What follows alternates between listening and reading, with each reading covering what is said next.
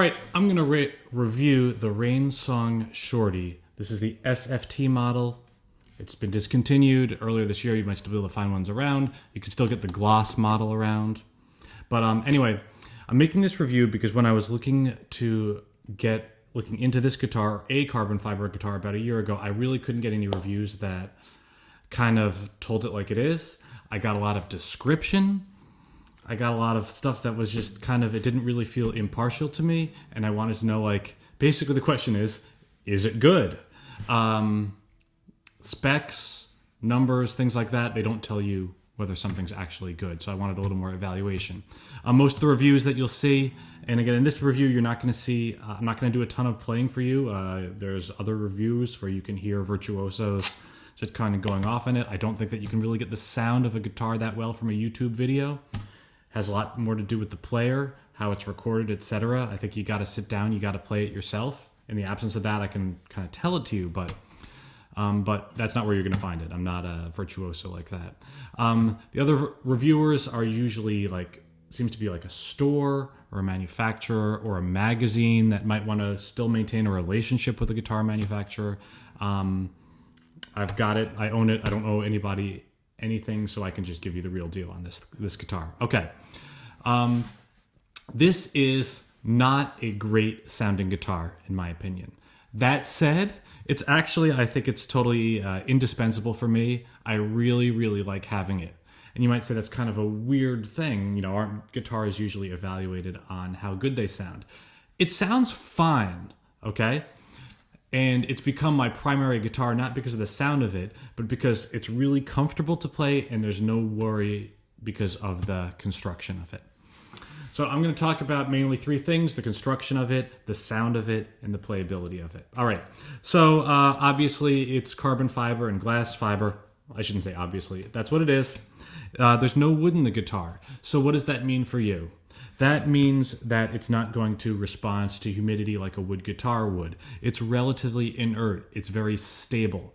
So I keep this guitar out. It never, ever goes in the case. And I live in a temperate place. It gets hot, it gets cold, it gets humid. For most of its life, this guitar has lived on the wall of my kitchen, subject to doors opening and closing, subject to cooking and stuff like that. So a lot of changes in temperature and humidity. It's really unaffected by that. I've taken it to campfires, to sing-alongs. I've left it on a picnic table where there's dew, or I've come back and found dew all over it, and it's not a big deal. I took it to a great music camp last summer. It got humid. It started to rain. Everybody's got these beautiful, beautiful instruments there. You have to pack them all up, bring them inside. For me, it doesn't really matter. I mean, I can stay under a tree if I want to, just to keep myself dry, but it's not a big deal. I'm not constantly retuning it. So I really like that aspect of the stability of it. It's also hard to damage. It doesn't really ding.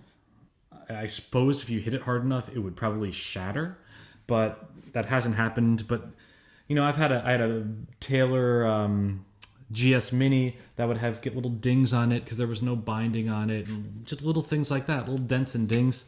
This doesn't really, I mean, it's not immune to the laws of physics, but it doesn't seem to happen. It's just kind of like plastic. You really can throw it in a gig bag anytime, any season, and take it and play it. I take it flying. I just take it, put it in a bin, or put it in the gig bag, throw it in the overhead bin, and really don't worry about it. The only thing I worry about is just forgetting to take it with me when I get off the plane. By the way, if you're interested, the gig bag I use is an Access Stage 1 small body acoustic guitar gig bag, model AB1 SA1. Fits it perfectly. All right, so if you take this somewhere, it's like packing your clothes. It's really not a big deal. You could spill a drink on it. And honestly, if it does get smashed to bits for some reason, to me, it's not that big a deal. Hopefully, if you have some insurance on it. But it's not like your precious one-of-a-kind pre-war Martin or something like that. It's just a tool. It's just an instrument. It's fungible. It's replaceable. It's not like a one-of-a-kind thing. I think these things, they seem to be built well, and they come out pretty much all the same, I believe. That's what I would say.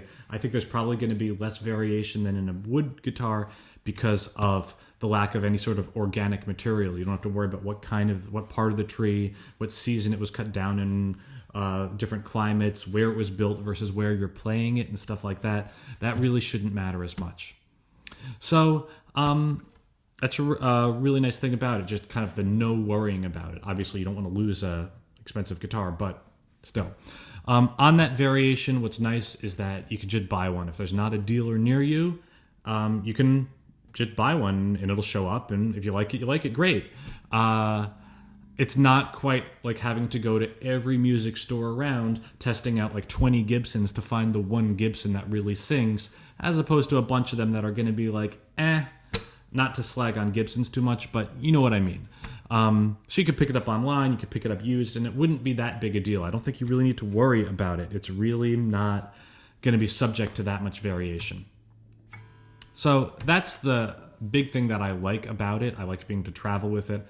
I tend to bring it more places than I otherwise would. So, sound. Let's talk about the sound of it. It's good. It's not great. It's got a lot of good sustain. It's a little bit trebly. It's almost sparkly, but it's just kind of, it's a little bit digital to me. It's fine, but it's not like warm. I wouldn't say anyone's... Actually, a lot of people do claim it's warm. I would have to respectfully disagree with that. I think if you actually say that this is actually warm, I think you're kind of fooling yourself. And they say it's different.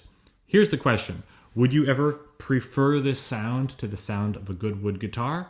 To me, the answer is clearly no. It's different, yes. It's not better. It's fine.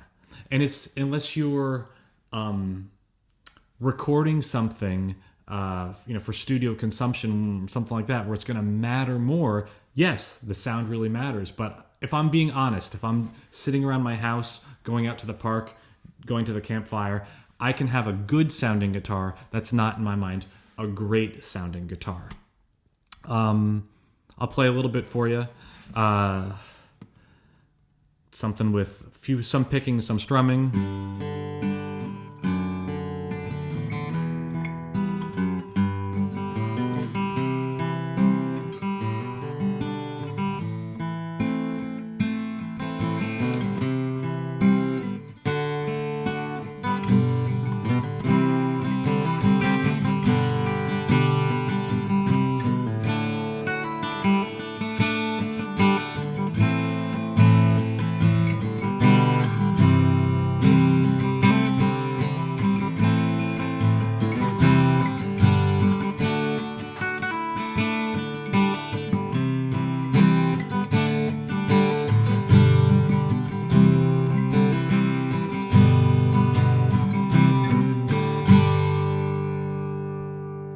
It sounds fine.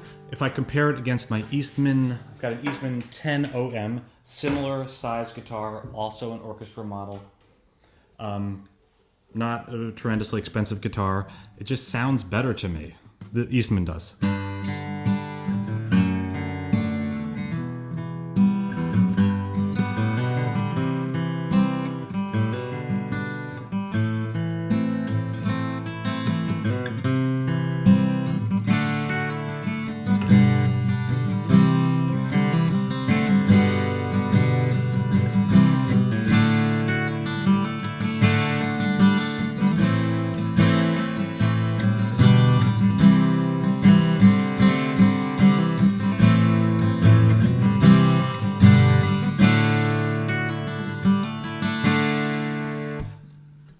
So, if I'm picking a guitar to play, say around my house based on sound, I would go for the Eastman.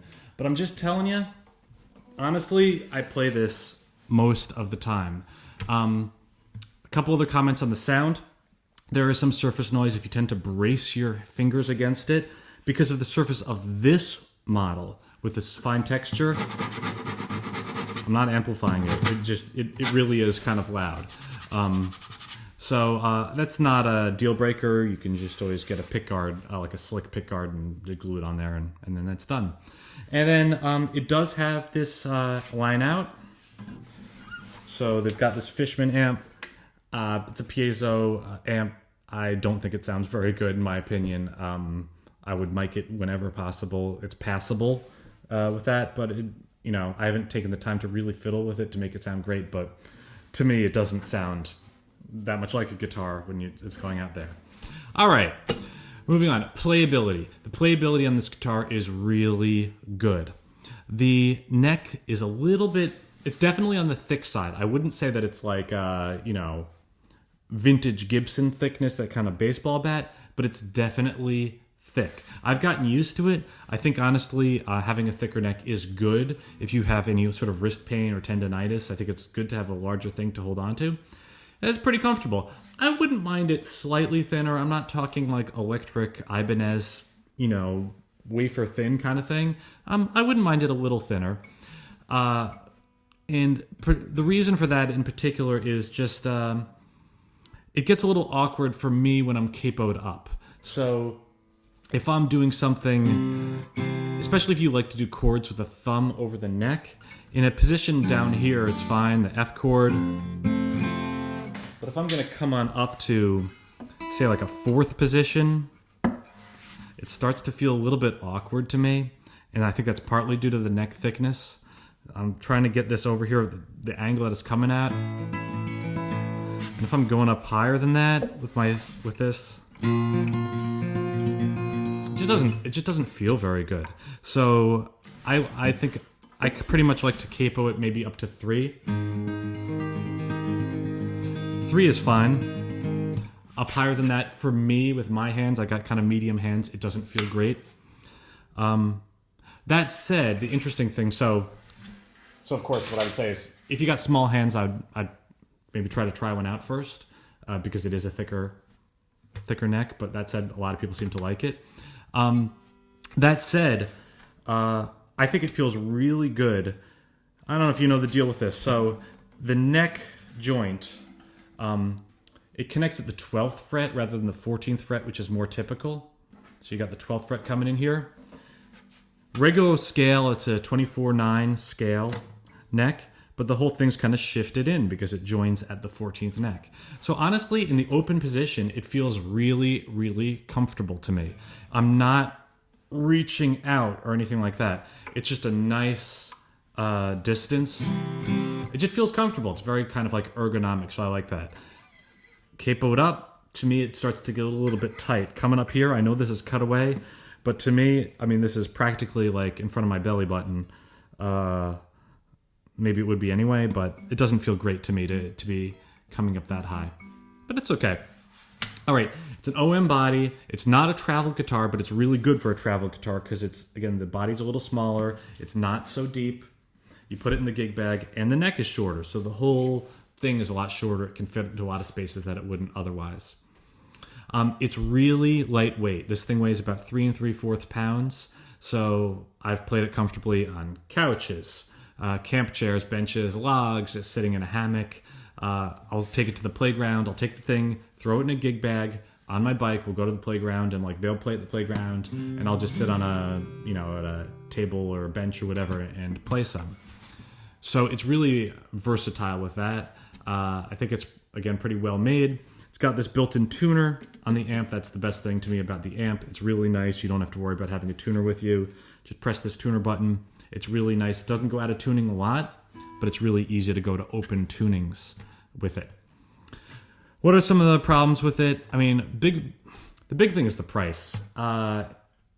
This one I got for $1,500. It's a little more than I would have preferred to spend. Now they're going for like $2,000 because they don't make this texture anymore.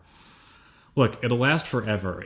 It might become your primary guitar, so it's probably worth it. You can get a lot of nice guitars for $2,000.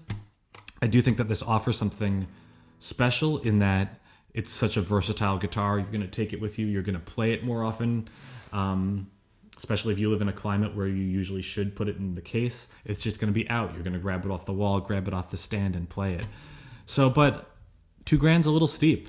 For $1,000, definitely take it. If you can find a used one, I'd go for it. So really, in summary, I would say you want a guitar.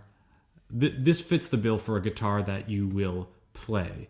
You might think I'm crazy to recommend a guitar when I don't particularly love the sound. I think the sound is good, not great.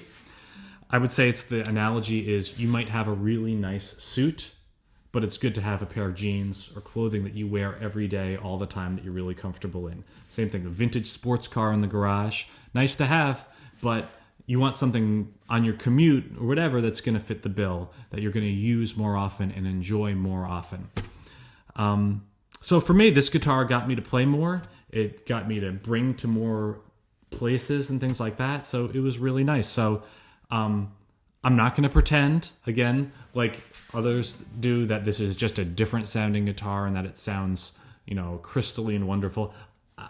To my preference, I like the way a wood guitar sounds better. That said, I play this guitar more than my wood guitar because it's versatile. And the sound, doesn't matter as much when you're by yourself or whatever. And it's more important to just take it out and have fun with it and enjoy yourself. So that's about it. Feel free to ask me any questions in the comments. You can check out how this sounds on other videos. You can subscribe, click the link down below, subscribe to any of my videos. You can hear how it sounds, but I'm going to warn you that many of my older videos were mic'd, in fact, maybe the first 20, with a Shure SM58, and it's not the right mic for recording. It really doesn't sound very good. So it might not really tell you what the sound of it is. But if you want to hear some music, then definitely go ahead and check out those videos, okay? Have a good one.